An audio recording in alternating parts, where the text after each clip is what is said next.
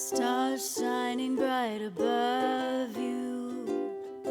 Night breezes seem to whisper, I love you. Birds singing in the sycamore tree. Dream a little dream of me. Say nighty night and kiss me. Just hold me tight and tell me you'll miss me. While I'm alone and blue as can be, dream a little dream of me. Stars fading, but I linger on, dear, still craving your kiss. I'm longing to linger till dawn, dear, just saying this. Sweet dreams till sunbeams find you. Sweet dreams that leave all worries behind you. But in your dreams, whatever they be, dream a little dream of me. Stars fading, but I linger on, dear, still craving your kiss.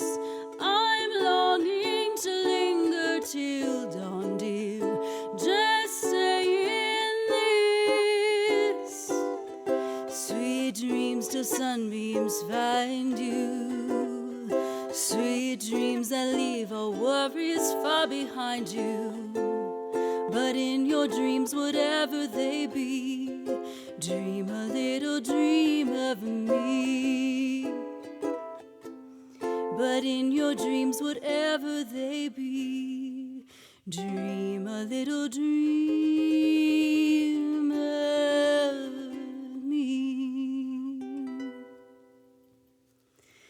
Good evening, everyone. I'm Heather Lynn, your worship pastor. Welcome to this virtual space. It's a real one, even though it's virtual. So we are so glad you're here. Please feel free to share this and invite some people to join us and be with us in this time of worship and reflection. Enjoy this song. If you know it, sing along from home.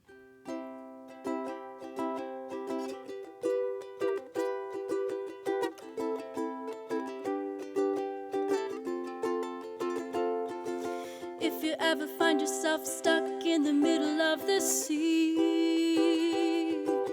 I'll sail the world to find you.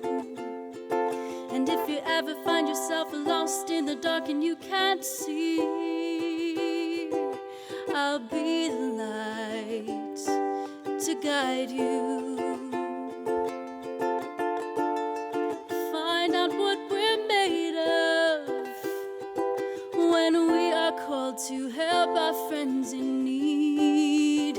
You can count on me like 1, 2, 3, I'll be there. And I know when I need it, I can count on you like 4, 3, 2, you'll be there. 'Cause that's what friends are supposed to do, oh yeah. Ooh, ooh, yeah. If you're tossing and you're turning and you just can't fall asleep,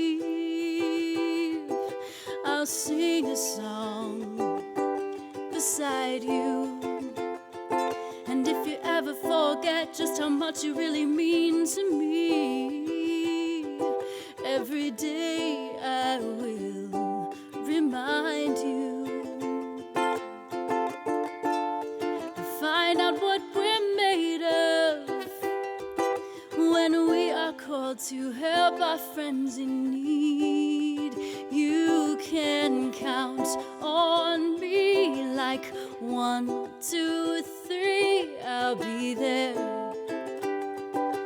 And I know when I need it, I can count on you like 4, 3, 2, you'll be there. 'Cause 'cause that's what friends are supposed to do. Oh yeah. Ooh, ooh, yeah. You'll always have my shoulder when you cry.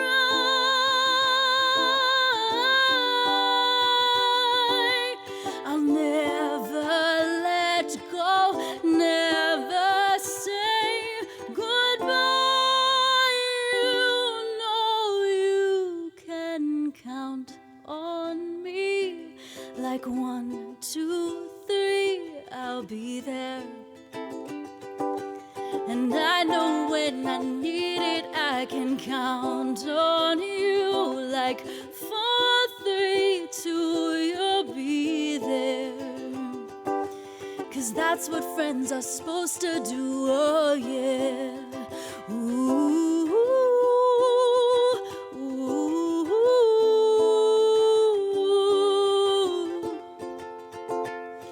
You can count on me 'cause I can count on you. Hello, my friend. Happy Palentine's to you. Unmute yourself, please. Co-Pastor Yeah, Christy. great. There Thank you you. go. Yay. There's we got always somebody in you. the crowd. Happy Valentine's Day. Happy It's Palentine's. so good to see you. I like that because it includes all of us. Like, it includes partnerships and friendships and all the good stuff.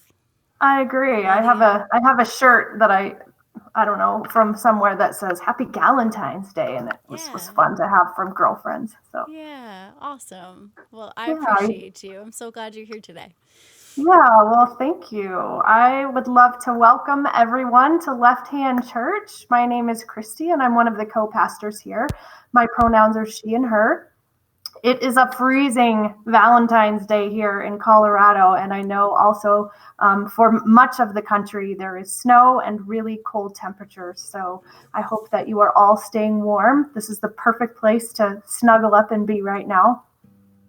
I'm grateful to be gathered in this time and place with each of you, and I know that it's just what I need. So whether you live here locally or you're watching from far away, we're just so thankful for each and every one of you, and we welcome you to this space just as you are. So I invite you to quiet your mind, refresh your spirit, and be inspired as we worship together this evening. We like to kick off our service each week by reading our ethos. Married, divorced, and single here, it's one family that mingles here. Conservative and liberal here, we've all got to give a little here. Big and small here, there's room for us all here. Doubt and believe here, we all can receive here. LGBTQ plus and straight here, there is no hate here. Woman, non-binary, and man here, everyone can here. Whatever your grace here, whatever your race here, all of us grace here. In imitation of the ridiculous love Almighty God has for each of us and all of us, let us live and love without labels. Amen. Thank you so much, Christy. As we think about that ridiculous love and seek to lean into it, to remember that we are made of love, that God shows up in so many ways to show us that love, and it can be difficult to remember sometimes with all that is going on in our world. And that's why I appreciate this song, Give Into the Love, because it reminds us that it is all around us, enveloping us, covering the universe. And I've also added a line, give into the love that's deep within you, infusing all upon this earth. So let's sing this boldly, if you choose, and seek to receive these life-giving words.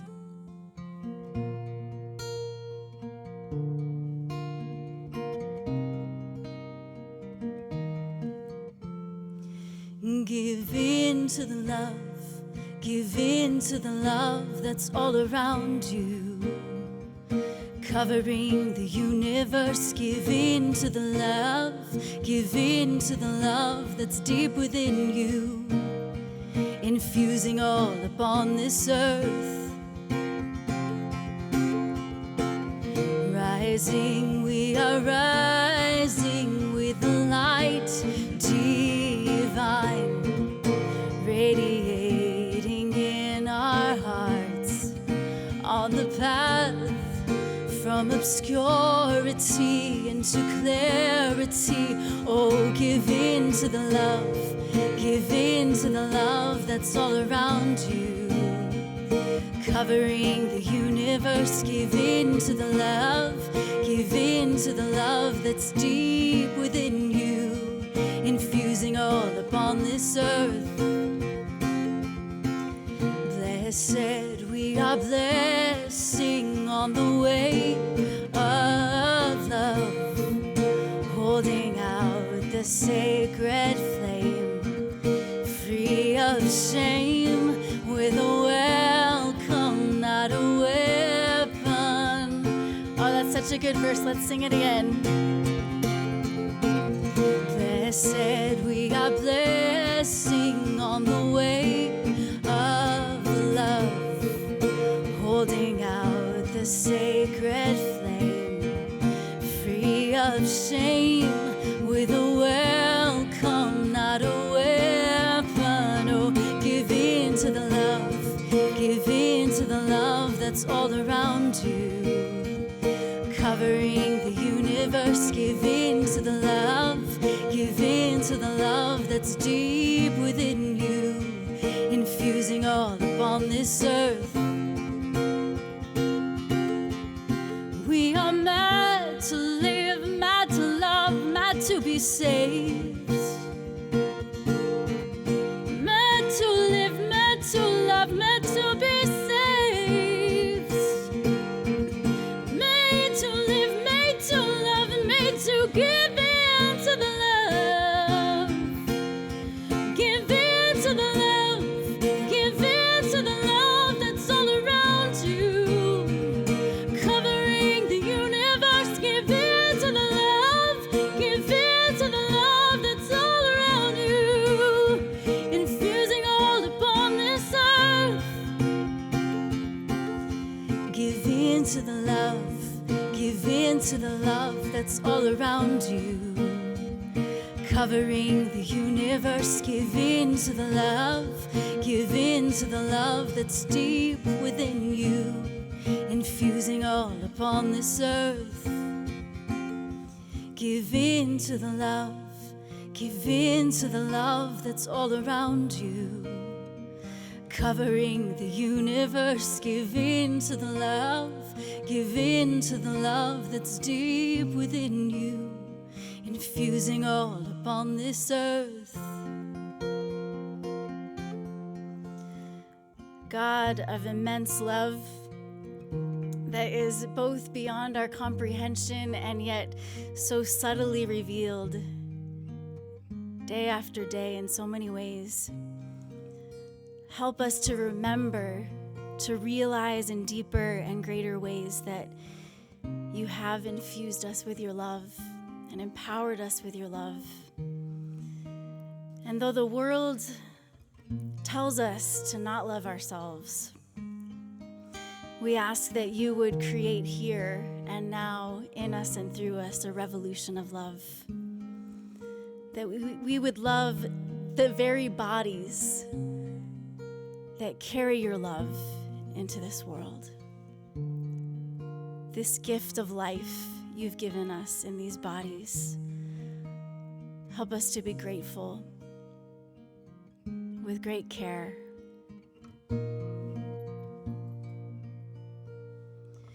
You gave us these bodies and you called them good. You gave us these bodies and you called them good. We are easily damaged. Have you seen the scars? That's just scratching the surface, more beneath where those are. You gave us these bodies and you called them good. You gave us these bodies and you called them good. May we love them as you do. Let us love them as you do. Inside, outside, through and through. Let us love them as you do. But we do so much damage. Have you seen the scars? We keep hurting each other. Sometimes that's just how we are. You gave us these bodies and you called them good. You gave us these bodies and you called them good. May we love them as you do. Let us love them as you do. Inside, outside, through and through. Let us love them as you do. These bodies, they are fearfully, wonderfully made. Don't believe in the lies some will say. No, our flesh and bones, our hearts and hands are loved in every way. No, our flesh and bones, our hearts and hands are loved in every way. You gave us these bodies and you called them good. You gave us these bodies and you called them good. May we love them as you do. Let us love them as you do. Inside, outside, through and through. Let us love them as you do. Let us love them as you do. Amen. May it be so. That song always makes me a little emotional because, as I'm sure many of you can relate, we all have things about ourselves that we struggle to love. And we thought maybe today for the peace question, as we seek to receive the peace of Christ, peace to you, by the way. I was jumping ahead a little bit to that peace question because it connected so beautifully to the song, but peace to you all, peace to your hearts, your minds, your bodies, your spirits, peace to your home, peace to your lives. And as we seek to grow in that peace, let's consider together self-love and the things that we are strong in loving and appreciating about ourselves, and the things that we struggle to love and appreciate about ourselves. So self-love, strengths, and struggles, optional. You can just focus on one of these if you want to. I know it can be vulnerable sometimes to share about our struggles. So Nicole, what do you love and appreciate about yourself, my friend? Is there anything that comes forward for you?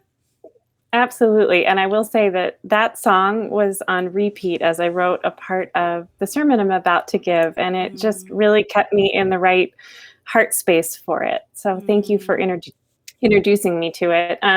Gosh, strengths. I have always been able to keep a sense of humor, even in darker moments, sometimes darker humor.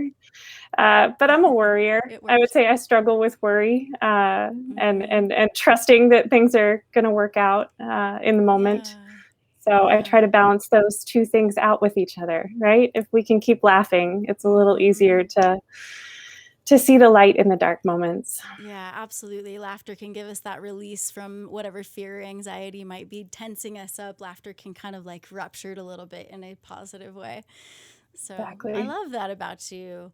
I love that. So the Mike here says, I love my ability to dunk a basketball. Word. That's great. Anything else, friends? What can you love and appreciate about yourself readily? And or maybe what you struggle to. So Julie says, I'm super not afraid of public speaking is a strength, and a struggle is knowing when to stop talking. And I love that. There's some laughter along with that one. Heath says, I love that my heart is stitched and bruised, but still open for more love. Oh, that is so beautiful. And Tony says, positive mental attitude. That is a good attribute, my friend, to have that. Well, awesome. Thank you for engaging, and continue to feel free to chat about those things in the comment thread. We're so glad you're here. Remember to share this, invite people to tune in. And Nicole, I'm so happy that we get to hear from you today. It is a rare gift, and I'm so excited. Thank you. Thanks for listening to me, everybody that's here. As those of you who've been with us over the last couple of weeks know, we've just wrapped up a really awesome sermon series from John and Paula about how the Bible actually works. And 2 weeks ago, John spoke about applying wisdom to reimagine ancient traditions. And my sermon today is a deep dive on exactly that, because the ancient tradition of Lent, or the period leading up to Easter, begins this Wednesday. So today we're going to go through kind of a short primer on how Lent is observed in modern times and churches that observe it, a tiny bit of history about how it's evolved through the centuries, and then we're going to spend most of the time talking about how we might adapt this tradition to make it a more meaningful season here at Left Hand. So first, a Lenten primer. For those of us who grew up in Catholic or Episcopalian churches, Lent as a kid was a wild ride that you might summarize in a few words of pancakes, no fun, fish sticks, and foot washing. For those of you who didn't grow up in churches that observe Lent, I'm going to explain each of those things a little more.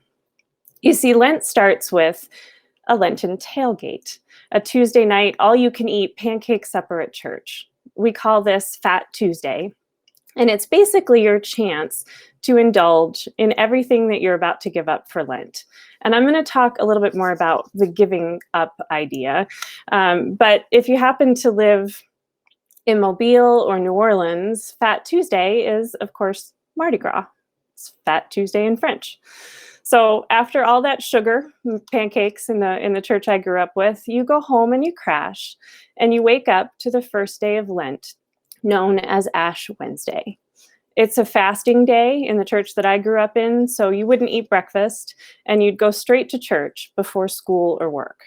And there, a priest rubs ashes in the shape of a cross across your forehead and starts your day off with these dubiously uplifting words, which I'm going to revisit in detail in a few minutes. Remember that you are dust, and to dust you shall return.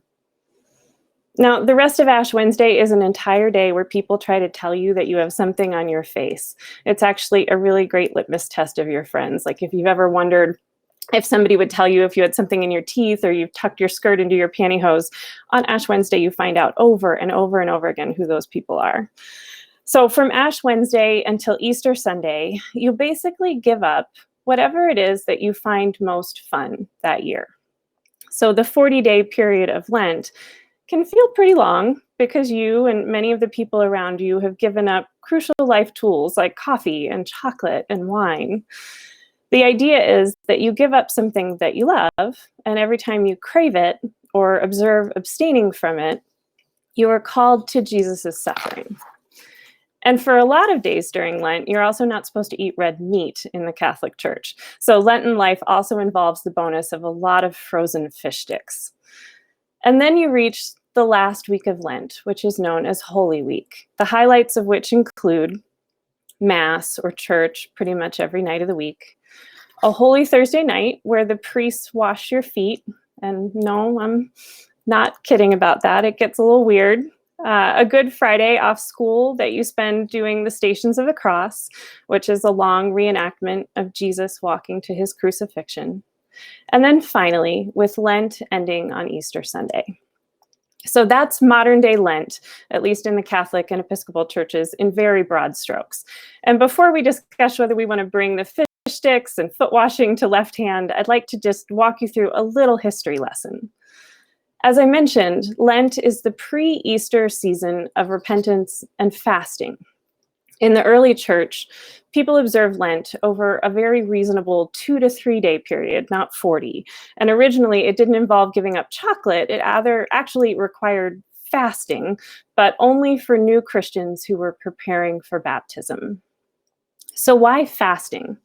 Well, early Christians may have seen fasting a couple different ways. It could have been a means for atoning for sins, as it's often seen in the Old Testament. They may have also viewed it as a way to prepare for a meeting with God, such as how Moses fasted for the 40 days before he went up the mountain to meet God and receive the 10 Commandments. It may have been viewed as a way to declare mastery over bodily desires or to derive spiritual strength, such as when Jesus fasted in the desert for 40 days while being relentlessly tempted by Satan.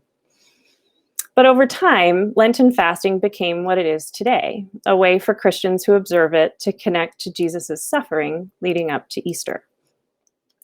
By the 4th century, Lent had expanded to the good old 40 days and included not just fasting, but some abstinence thrown in for extra fun. The Ash Wednesday ritual of putting those ashes on your forehead didn't actually start until the 11th century. And the Protestant reformers were pretty quick to protest against these traditions. They called Lent out as the foolish thinking that one could cancel out sin by abstaining from pleasure. Even as a child, I was pretty skeptical of this because it was abundantly clear to me that giving up coffee did not make the adults in my life better people. In recent times, Catholics and Episcopalians, a few other denominations, observe Lent in varying degrees of similarity to what I described earlier as the season of pancakes, no fun, fish sticks, and foot washing. So that brings us to, how do we want to continue to adapt this tradition into something more meaningful for our community today? How do we want to observe the season leading up to Easter? Well, I say we set aside the rules and the fish sticks, but look, if John wants to meet up and wash your feet, then bless that and let it be so. But Christy and Paula and Heather Lynn and I are like really busy whenever that's going to happen. What if instead, in all seriousness, we were to reimagine Lent as a time to give up the habits that keep us from loving God, neighbor, and self? Let me say that again. What if we were to use Lent as a time to practice giving up the habits that keep us from loving God, loving neighbor, and loving self? Let's work from loving self out. Ask yourself, what habits stand between you and loving yourself? It's not an easy question, and it has a lot of different hard answers. But one answer that many of us carry around is that we have these loud inner voices of self-criticism. So for discussion tonight, I say, what if we were to give up this habit of self-criticism and intentionally shift to a habit of humility? Now, I'm not talking about humility in that icky, modest is hottest kind of way that many of you grew up with, but rather in a way that acknowledges that both the easy and hard parts of ourselves are rooted in God. Humility means knowing that the source of any particular gifts, talents, opportunities we have is God. But it also means making peace with the things that we wrestle with, knowing that we have the support of God through those struggles, and that those struggles can often be our greatest teachers of empathy and how to love others. For example, if you've ever struggled, even situationally, with anxiety or depression, you might be better equipped to notice the signs of it in others, to connect with them compassionately about it, and guide them towards professional support that you're familiar with when they need it. Humility helps me get my ego out of the way of loving myself, because humility means that I believe this specific blend of strengths and struggles and support is exactly what God equipped me for with this, equipped me with for this life.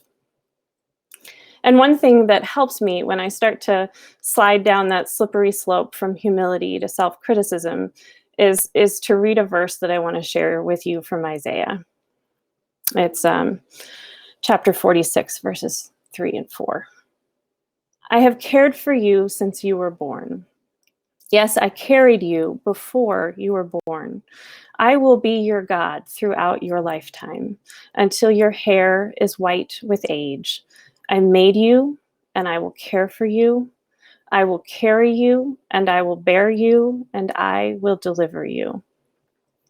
It reminds me that I am a child of God, that the continuum of God's love and care extends from before we were born until we're delivered back to our true home. So loving myself is then more simply loving God's creation. On Ash Wednesday, that first day of Lent, traditionally a priest places ashes on your forehead in the shape of a cross and speaks those words I mentioned before. Remember that you are dust, and to dust you shall return. Now, as a kid, those words, they came across as a little bit of a downer.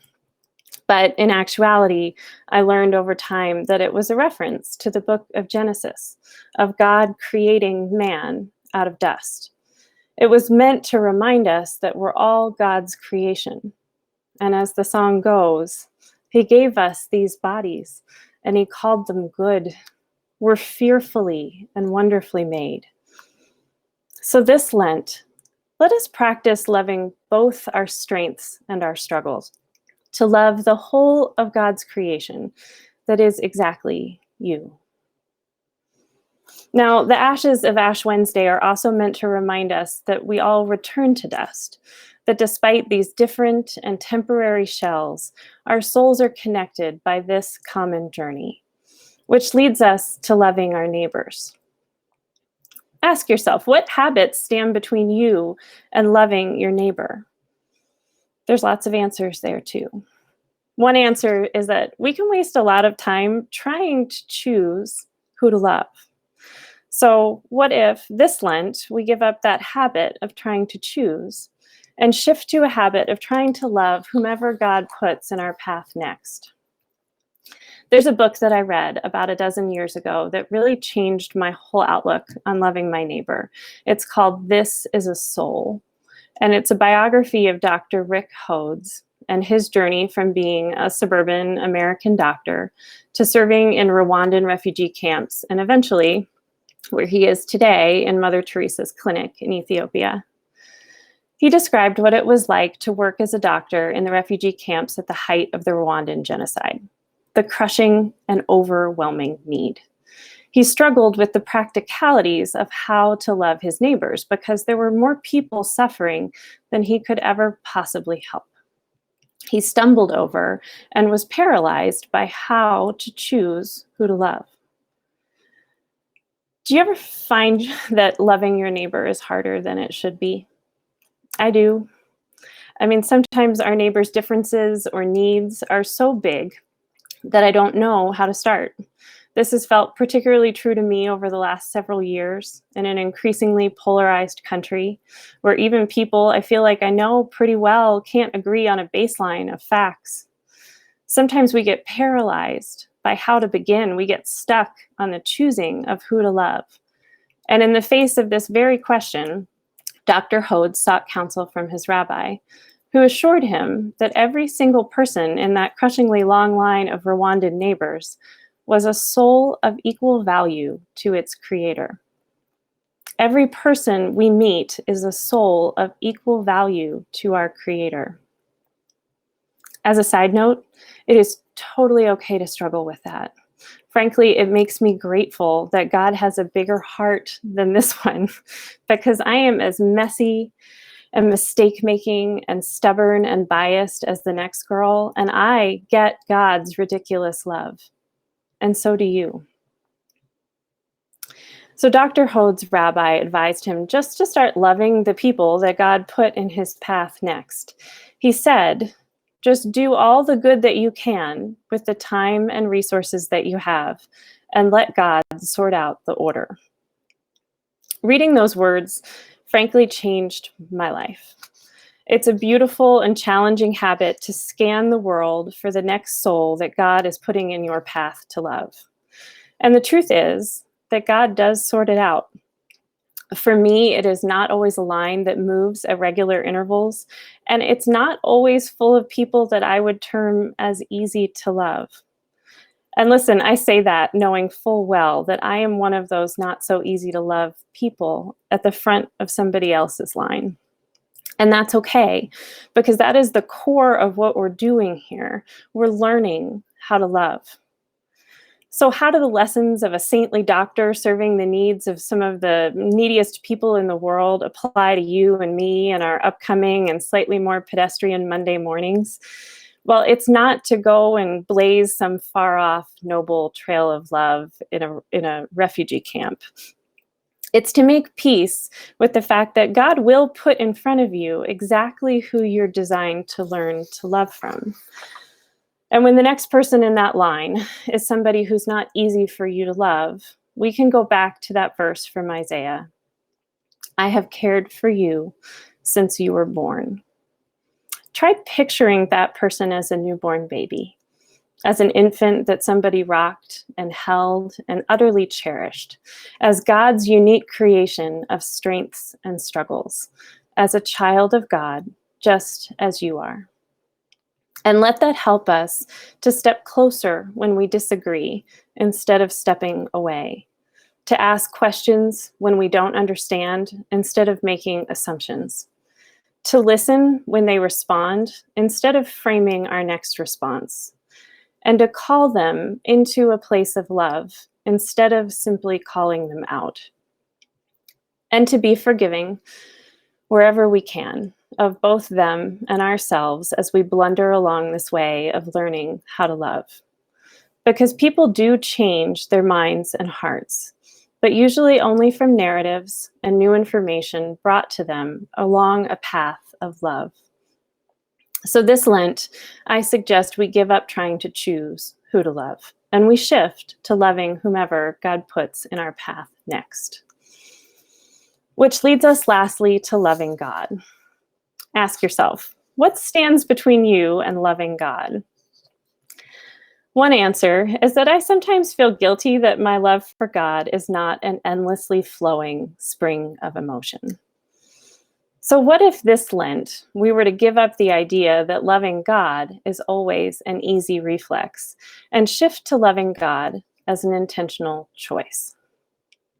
Sure, loving God, it comes easily when I'm hiking up in the mountains, when my dog is snoring in my lap, when my children are happy, when I'm reading a profound poem, or when I'm listening to Heather Lynn, frankly. But what about loving God in those harder moments of life? Like when someone you love calls to tell you they have a brain tumor. What about loving God when a friend tells you about a childhood that sounds carved out of hell? What about loving God when your family has to send a beloved little boy off to surgery with 50-50 odds of survival, and the wrong odds play out?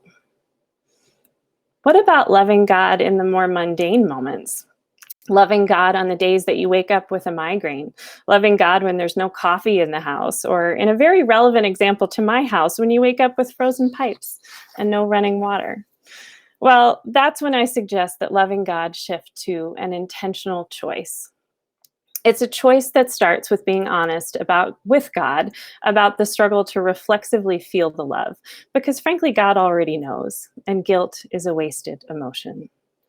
It's a choice that continues by deciding to draw closer to God when he feels far away.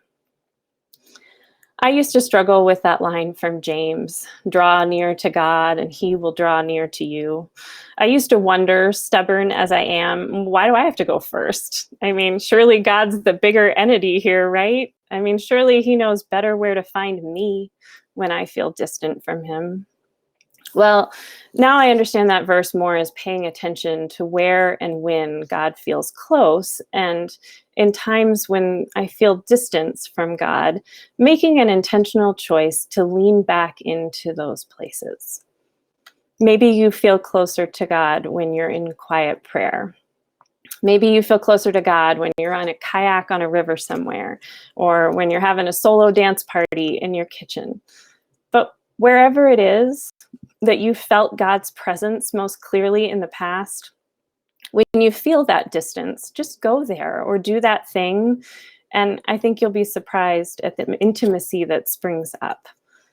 And loving God is a choice that ends in remembering that He sent His own child to dwell with us and to suffer with us. Our God is a God of flesh and blood and scars. And I believe that God is going to recognize me by my scars and you by yours. For to truly learn to love yourself, your neighbors, and your God is to be broken open and heal time and time again. And at God's table, and at this table here at Left Hand, broken and bleeding is okay. Let's go back one more time to that passage from Isaiah. I will carry you, and I will bear you, and I will deliver you.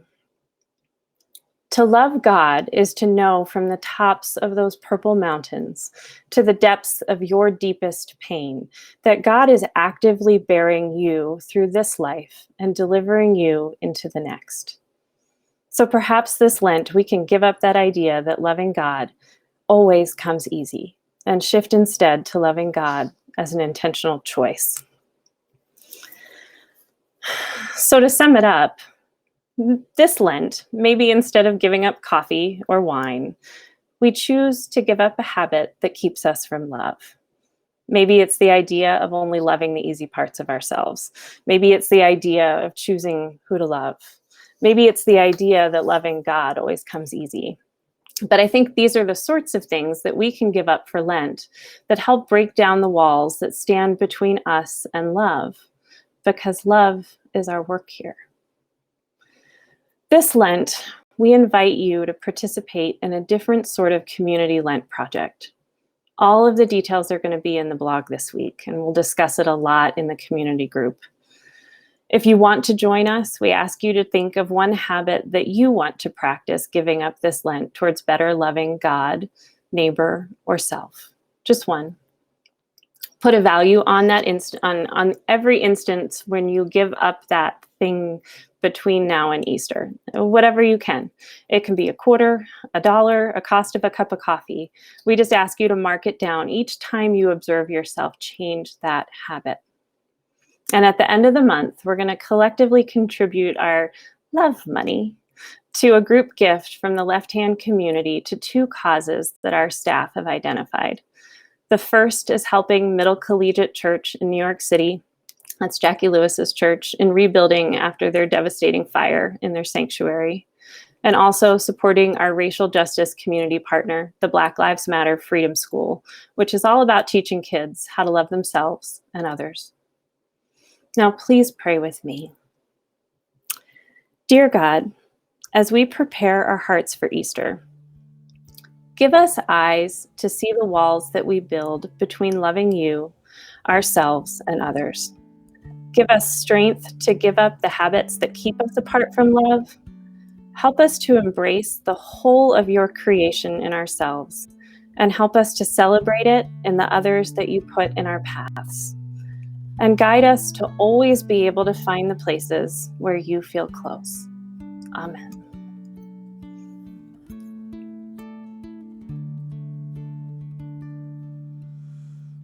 For the beauty of the earth, for the glory of the skies, for the love which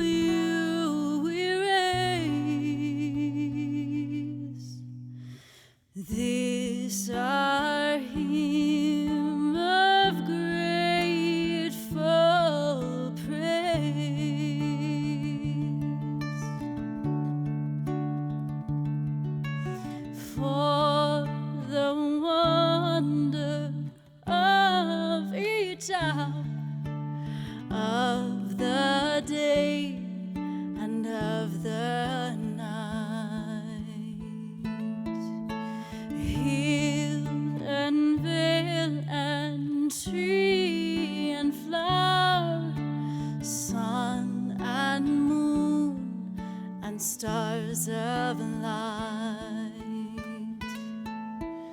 breath of all, to you we raise this our hymn of grateful praise.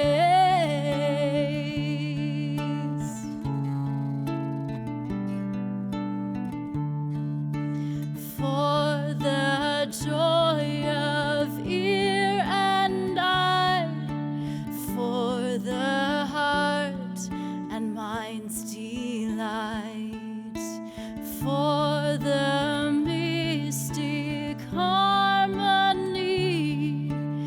linking sense to sound and sight, life of all, to you we raise this our hymn of grateful praise.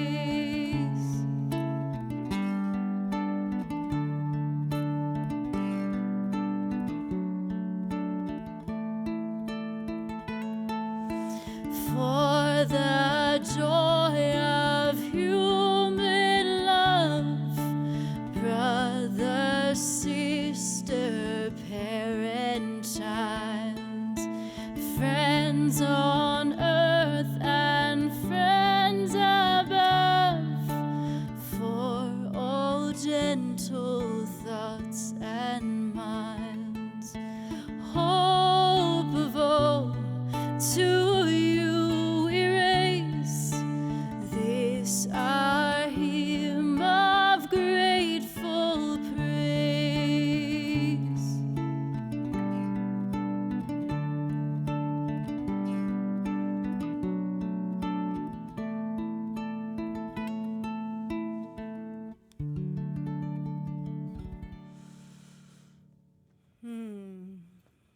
Let's continue now our practice of grateful praise, our work of love with our offerings. So thank you for loving on this community in all of the ways that you do. And if you'd like to do that and you are able to do that with your resources, there are a variety of ways to do so. You can check out lefthandchurch.org/give to find the way that is most convenient for you, especially a recurring gift of any amount to help us plan out our ministry and programming over the coming year. You can also text any amount to 84321. That's a one-time donation of any amount that you can text this moment if you'd like to, or check out paypal.me/lefthandchurch. And again, the recurring gift at our website is an incredible way to participate in the life and ministry of Left Hand Church community. So thank you so much for your love and generosity in these ways.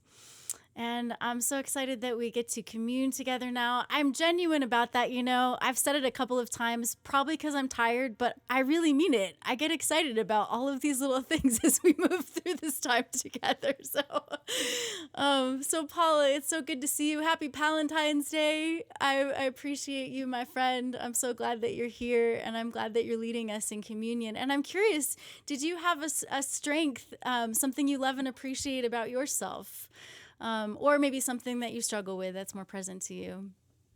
I think last week I was saying that it's my curiosity, I think, is one of the things I appreciate most about myself. Mm-hmm. And one of the things I really struggle with is a tendency to be a little obsessive compulsive sometimes on particular issues. And just both of those have always been with me. Yeah. And they're all a part of you. And that's good and beautiful. Yeah. Yeah, I love it. Well. So when people come to someone for psychotherapy, they come because they're stuck. And usually when you ask a client where they're stuck, they can tell you pretty quickly where they're stuck. They just can't tell you how they're going to get unstuck. Your job as a person-centered therapist is to remove the obstacles in the way that's stopping them from seeing where they're stuck. And often the biggest obstacle is the person's conscious self. That's right. The part of us that lives out in the open, That's the part of us that takes in the negative messages. That's the part of us that hears from our family of origin that we're just not like the rest of them. That's the part of us that listens to the messages of the culture. You're not smart enough. You're not good enough. You're not educated enough. You're not beautiful enough. Constantly, our surface self, our conscious self, is listening to all of those negative messages. But our subconscious self is virtually always in touch with God. Unless a person has a major mental illness, pretty much everyone's subconscious self is in touch with God. And so what you want to do is to help the person move away from their conscious self and listen to their subconscious self. That means removing the obstacles by not listening to all those messages you get from the world, and instead listening to your dreams, or to the voice that speaks to you in the quiet still of the morning, that still small voice that comes to you in the middle of the night. That is, in fact, your healthier subconscious self. And that part of you is, in fact, always in touch with God. So Jesus knew he was leaving earth, and it wasn't going to be pleasant for the disciples. And so they were eating together. And one evening, as they ate together, he took bread and he broke it. And he said, this is my body, and it's broken for you. And then he took the cup and he said, this is my blood, and it's shed for you. As long as you eat this bread and drink this cup, you're reminded of me. What was he saying? That his body was good. That the body and the blood, the core of our being, the soul, the heart, these can be trusted. These can be listened to. And as we take the bread now, and as we drink the cup now, it's to remind us each and every week that the core part of ourselves is always in touch with God. And that core part is our body. It is our blood. It is our soul. It is the depth of who we are. Our bodies, our beings, they are good. The conscious self, it takes in all those messages from 1,000 different directions. But the subconscious self, the one that's always in one's heart, that part of us is always in touch with God. God, thank you for sending Jesus to us to show us that our bodies are good, that our souls are good, that our blood is good, that our being, its deepest essence, is good. And God, we all take in these messages that come to us from our families, from our churches, from our work, from all of these outside forces that tell us who we're supposed to be, and well, we end up getting pretty messed up on the outside. But if we can listen to this quiet voice from our body, coming from our being's deepest places, coming from our soul, we will in fact be living as Jesus lived. This we pray in the name of Christ. Amen.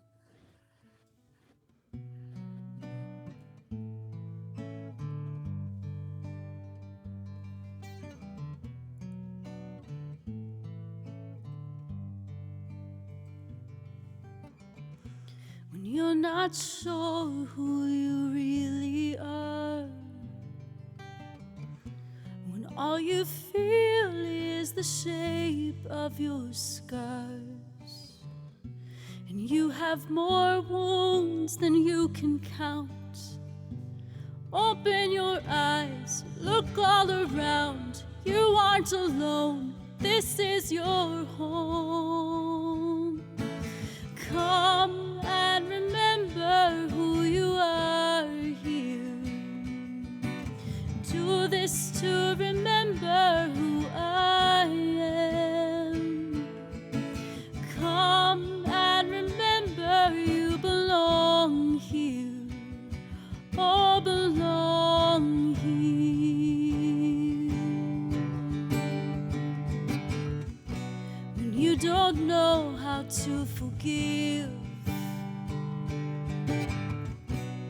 when locked doors seem like the only way to live, and you've got more questions than you can count. Open your eyes, look all around. You aren't alone, this is your home. Come and remember who you are here. Do this to remember who I am. Come and remember you belong here. All belong here. At this table, come as you are. Broken and bleeding's okay. At this table, eat and be filled. Come and drink in this grace.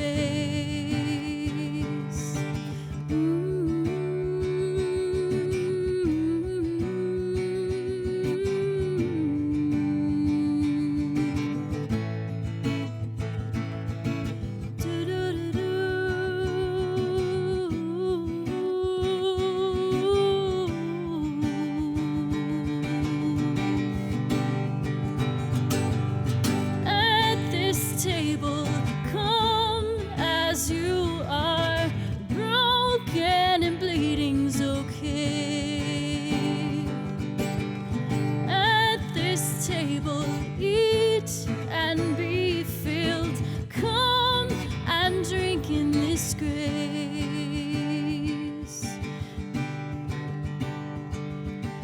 Come and remember who you are here. Do this to remember who I am. Come and remember you belong here.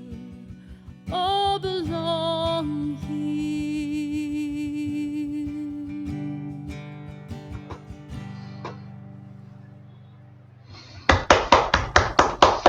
Thanks, Heather Lynn. Yeah, what is up? That's- You look so cozy with your That's beautiful. I'm so cold. I'm so cold. I'm so cold. So, where do snowmen put their money? Where do snowmen put their money? I think if Yeah. I were a snow person, I would Mhm. probably create a pocket. Like I would have to somehow move my branch limbs and make a pocket, or Well, or stick it behind my here's- nose. I'm gonna tell you- okay, here you go. The answer is a snowbank, though. A unfortunately. snowbank. What's a snowman's favorite drink? The answer is Um, an iced tea. oh, It's an iced tea. oh. Everyone knows that. What did Jack Frost say to Frosty the Snowman? What did Jack Frost say to? Yeah, I have no idea. Yeah, have an ice day. Anyway, Have an ice sorry, I even day. use props. So yeah, I'm really buying into this. That's because announcements today are really, really important. Because I have been fired from doing announcements because I'm so terrible at it by the other co-pastors. And so one of the benefits now is we have slides that we can put up where you can actually read what the announcement is, because I am so terrible at remembering to tell you what the announcements are. But I am today going to redeem myself. I'm going to give up the horrific past that I've had. It's Lent. Nicole talked about we got to give something up. And so it's a new day, new announcements. Let's do this. First, Ash Wednesday, we're doing a special service. And it's going to be for those where we'll hold space for losses for this season. And there's information about this in the blog, in last week's newsletter. You can email Nicole if you'd like to participate. And then afterward, on Wednesday, we'll head over to Heather Lynn's special story dwelling event on Truth and Conciliation. Next up, trivia night. I know everyone loves trivia. Mike and Marilyn Blanco, the Blancos, will be leading us in a special left-hand focused round of sort of Trivial Pursuit, but it's going to be a lot of fun. It's going to be lighthearted. Join us. That's on Friday, this coming Friday at 7:00. Our virtual branch is hosting a special event on Sunday, next week before service, and I think that's like at 3:45, and it's going to be a workshop on mental hacks for surviving in a pandemic, led by our own Dr. AA, Andrea Alvarado. And so thanks, Andrea, for helping us there. Last but not least, join us immediately after this service for our Back of Church chat via Zoom. There will be information with the Zoom dial-in put into the messages here. And the question is going to be this, the conversation starter. If you have to give up one thing that you love for the rest of your life, what would it be? That's it. I got through all the announcements. I'll see if I've been fired for future announcements. But I actually said them today. Yeah, it wasn't just an excuse for dad jokes. It was an opportunity to meld the dad jokes with the announcements. Oh, man. And with the weather we're experiencing. I mean, our environment matters. I know. I had a hat. I had a hat on. Yeah. So All right, great. I'll shut up. Thanks. Thank Good you to see so everyone. much. Good to see you too. Yep. All right. This song is still a little bit new and fresh for our community. Our good friend Spencer LaJoy wrote it, and I'm so grateful that they have. So feel free to chime in, sing along when it catches you, all right?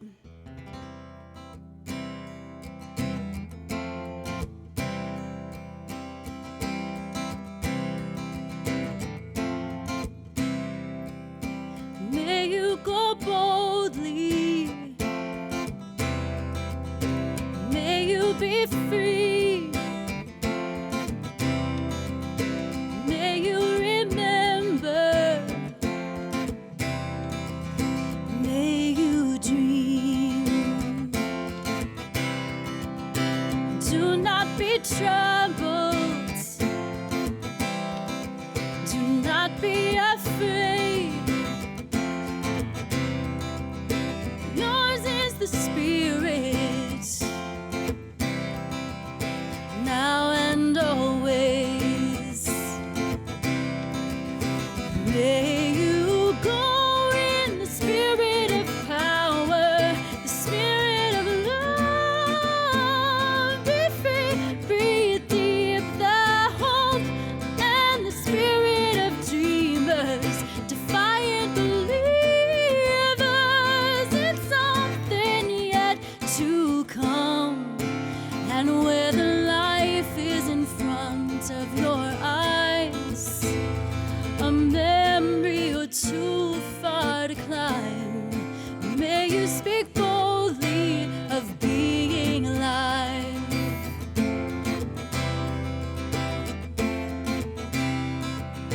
May you be angry. May you be glad. In a world that is breaking, may you break bread. May you be shaken. May you be moved by a spirit unruly, with bounds to disprove. May you go in the spirit of power, the spirit of love. Be free, breathe deep the hope and the spirit of dreamers, defiant believers. It's something yet to come, and whether life is in front of your eyes, a memory or two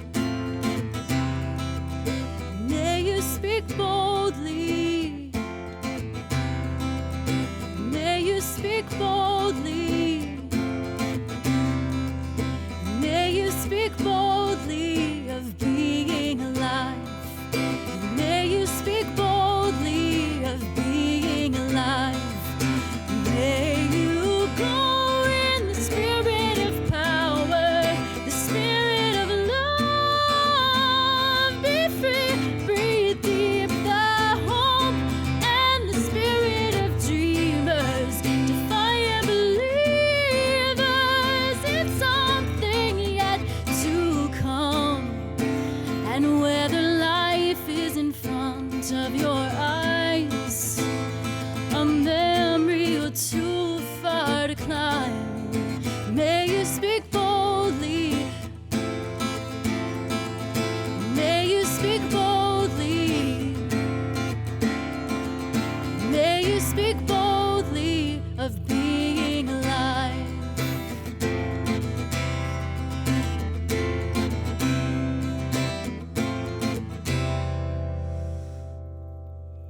Beloved ones, for that is who you are. Inherently, you are beloved of God. May you go be so bold in love that you might even get messy in it. And on times when you feel like you might need to give up on love, may you give in to the love that's all around you, enveloping you, infusing you, this life and this world. Go with compassion and with courage. Let's go in peace to love and serve God and one another. Amen. Amen.